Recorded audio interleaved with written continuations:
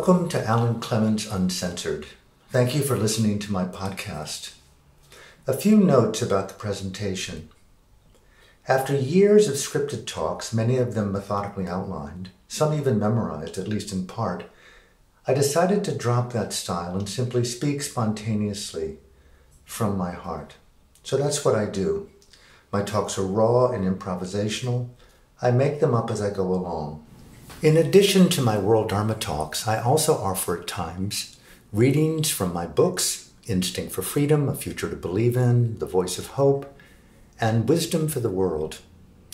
I also offer readings of my personal notes, sometimes guided meditations, dialogues from my World Dharma public forums, interviews from radio and television, and sections from my show, Spiritually Incorrect Meets Relationship Incorrect, The Great Reckoning, and the occasional conversation with someone I find interesting.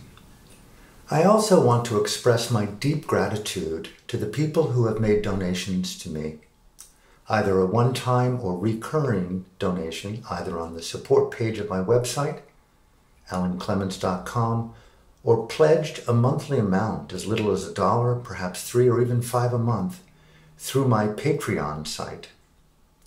If you're inspired to do so, you can support this podcast and my work by making a monthly pledge at Patreon. That's patreon.com, patreon.com/Alan Clements, and there you'll find my page. You can use a credit card or pay through PayPal, and your monthly pledge, that's what it takes, just a few minutes to set up, allows me not only to do my work, it allows me to create my art, use my voice, speak my Dharma, free of commercial consideration or advertisers.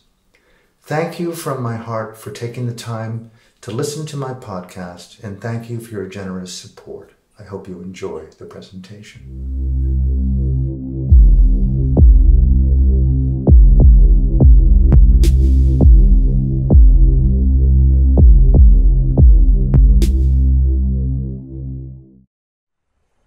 So we're back in part 2 of meditation without the internet.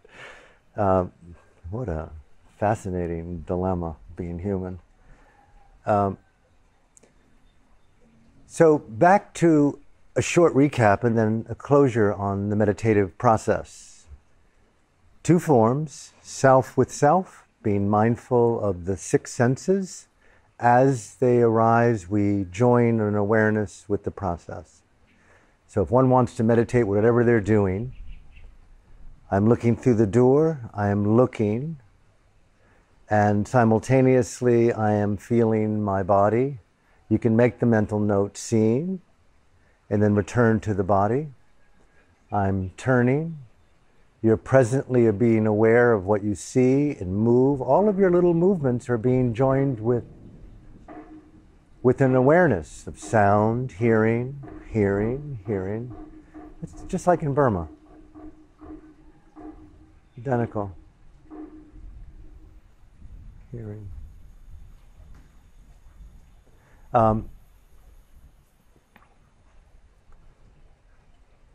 And we have the second form of meditation, which is,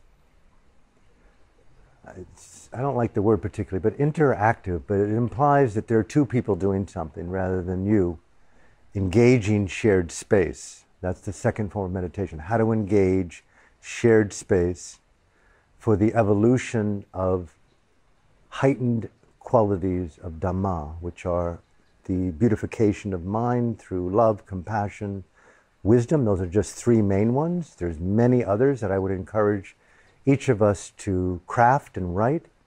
What is the state of mind called authenticity? I'm speaking in an authentic way. Is that true for you? How is authenticity different from pride?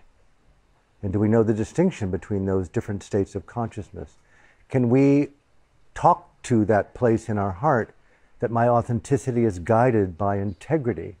What does integrity mean? It's the ability of the individual to root herself in a truthfulness, a transparency, a respect for the shared space of appropriate skillfulness. These are all words that point to states of consciousness. How well do we know our mind?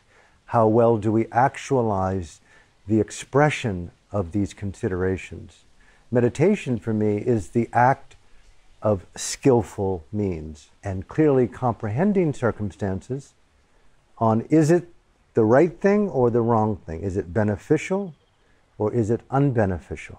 And how to understand the quality of mind that determines right from wrong. Not many people really respect or even know much about the Universal Declaration of Human Rights, but when you look at the preamble, and I know maybe you have, all beings are born equal in conscience. Where do you find conscience in your inner being? Where are those warriors that can understand that this is an appropriate action for me to be brave and to take despite the odds of harm and difficulty? When do I know when to share rather than to hoard? How do I understand this fabric of the soul that guides me into truthfulness versus fiction? What is that discretionary cellular place within psyche and source and consciousness where I can trust my decision-making process to be decent and good, upright and righteous? Are you with me on that? I think that's a very, very important consideration, to have a relationship, and I'm not suggesting that you don't, have a relationship to conscience, integrity, stature, especially at this time, self-respect, and of course, skillfulness of thought, speech, and action. Now, coming to the end of this abbreviated meditation, the 3 times and the 3 streams, I want to reiterate those. The 3 times are before we speak, before we think, before we act. There's the impulsion to think, speak, and act. You can feel it coming, often.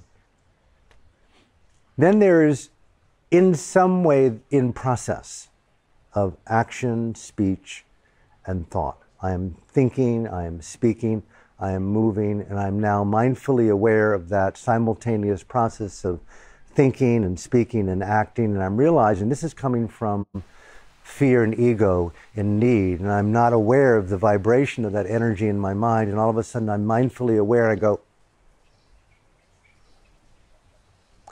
that is an act of conscience and mindful intelligence that intercepts the thought, the speech, and the action to be unskillful, because there's a relationship of understanding fear, pride, and ignorance.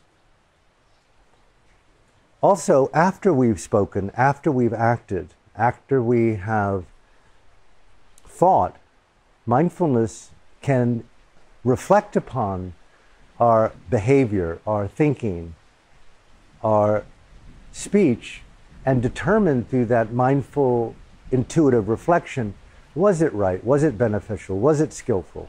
And therein lies a very responsible individual with regard to, I would call it, the elegance of accountability. And a very rare individual would see upon reflection the importance of making good on that reflection, which may be a deeper conviction in self-improvement. And equally, if it in some way violated or insulted someone else, having the goodness and the decency to be accountable to that. So we're going to pause right now because of the rain. We'll come back in a few minutes. That has been Alan Clements Uncensored. Thank you for listening.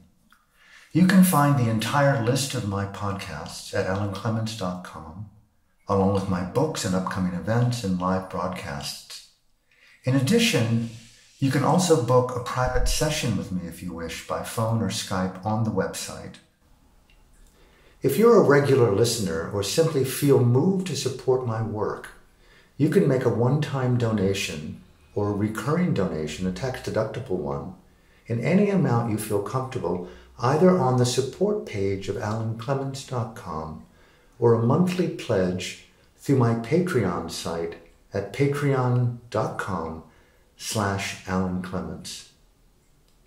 Thank you for listening to my podcast, and thank you for sharing word of it among your friends and on social media. Thank you from my heart. Until the next time, blaze on with fearless love.